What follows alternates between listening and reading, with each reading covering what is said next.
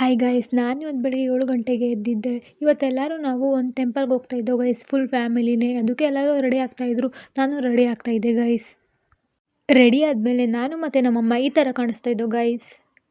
ಕಾರಲ್ಲಿ ನಾವು ಹೋಗಿದ್ದೆ ಫಸ್ಟು ಮಾಗಡಿಗೆ ಗೈಸ್, ಯಾಕಂದರೆ ಯಾರೂ ನಾಷ್ಟ ಮಾಡಿರಲಿಲ್ಲ ಅಂದ್ಬಿಟ್ಟು.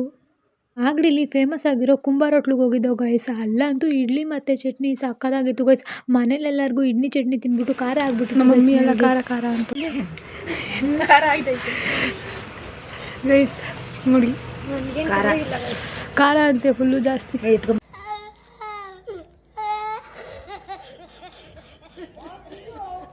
ಆಮೇಲೆ ಕಾರಲ್ಲಿ ಹೋಗ್ತಾ ಇರಬೇಕಾದಾಗ ಕುಣಿಗಲ್ ಕೆರೆ ಕಾಣಿಸ್ತು ಗೈಸ್. ಆ ಕೆರೆಯಲ್ಲಿ ಫೋಟೋ ಹೊಡ್ಕೊಂಡು ಆ ಕೆರೆ ನೋಡಿಕೊಂಡು ನಾವು ಹೋಗಿದ್ದೆ ನೆಕ್ಸ್ಟು ಚಿಕ್ಕಣ್ಣ ಸ್ವಾಮಿ ಟೆಂಪಲ್ಗೆ ಗೈಸ್.